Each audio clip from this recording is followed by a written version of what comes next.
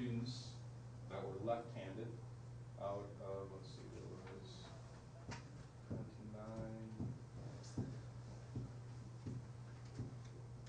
out of 49 students. So 5 out of 49 were left-handed. If 10% of the population is left-handed, does this seem reasonable? Yeah, definitely. I would hope it seemed reasonable because 10% of 49, or, yeah, 10% of 50 is 5, so it was reasonable.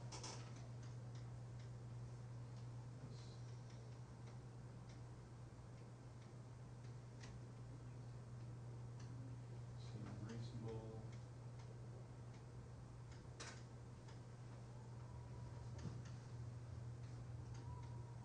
Percent of 50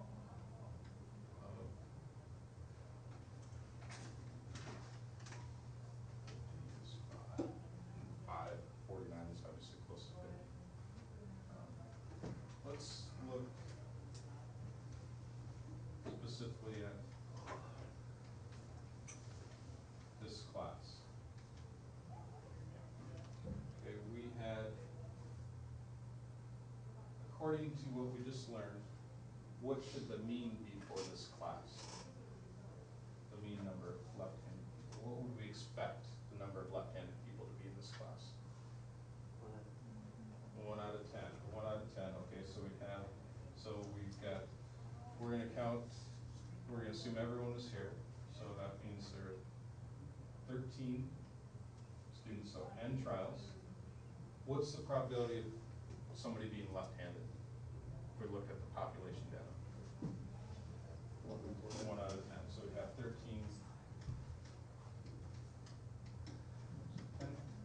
So we would expect 1.3.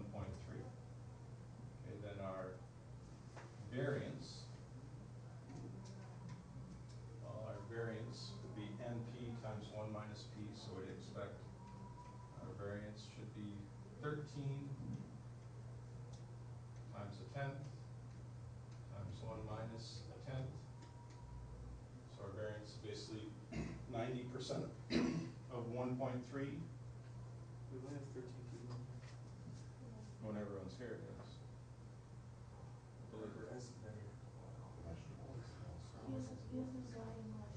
Okay, so 1.3 times 0.9 is what?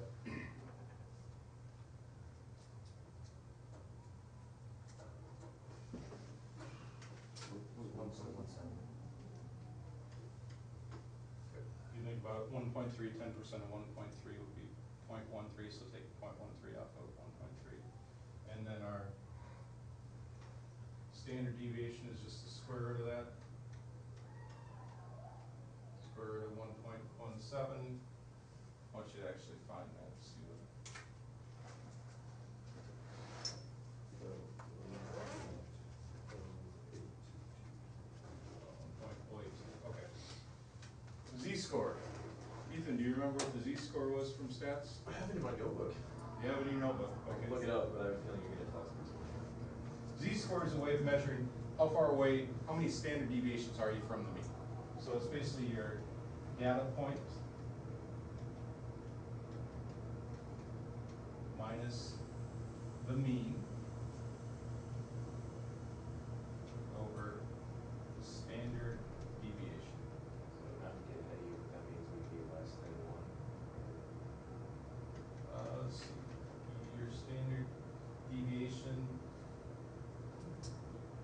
Yes, yeah, it looks like it's going to be less than 1 because your mean, the mean was 1.3. 2 is within 1 of that, so pretty low Z-score. So for this math class, and it's measures standard deviation from mean. Okay, so at least when I was in college, some of those, I had a big lecture class, and our scores for a test, it was bubble sheet tests, and they were posted outside the office. So you'd always see your score, and then you'd see the Z-score next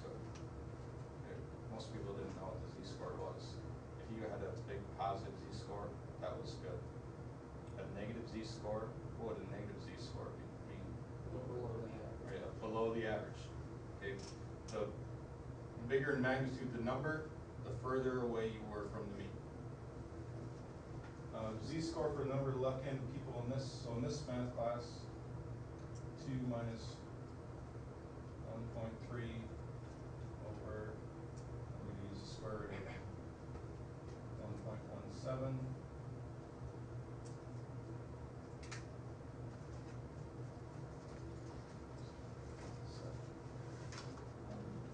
Should be, this is going to be pretty close to 0.7.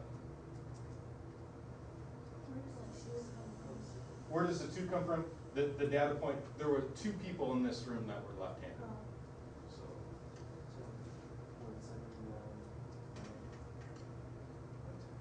I got 0.64. Yeah, I got 6%. okay. So,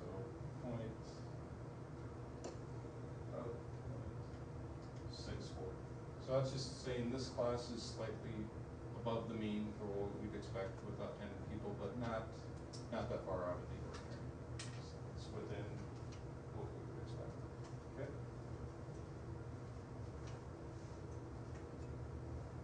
I want to give you some more practice calculating the z-scores. So what I want you to do is with your partner, consider the multiple choice test question. So use the formulas we just did to get our mean and standard variance and standard deviation for all the 20 questions. And then find the z-scores for earning 0 and the z-score for getting 8.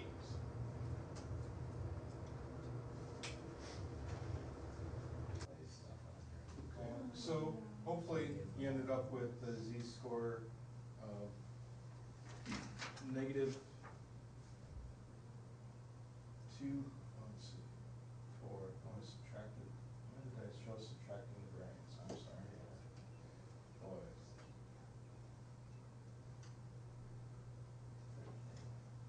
0 minus 4. So if you did it correctly and actually subtracted the mean, unlike what I showed there, you should get -2.36 and +2.236. Now, obviously, both were 4 away from the mean, so that the magnitude of the z-score is the same, just in opposite signs.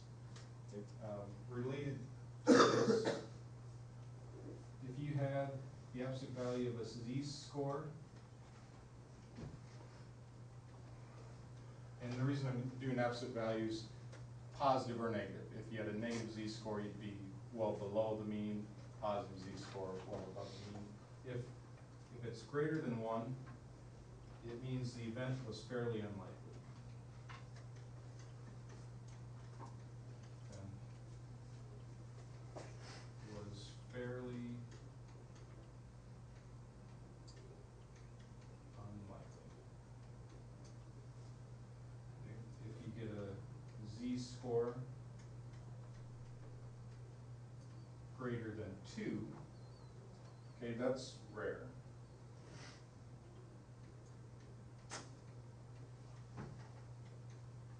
And if you get a z-score greater than 3, highly improbable. Not impossible, but highly unlikely.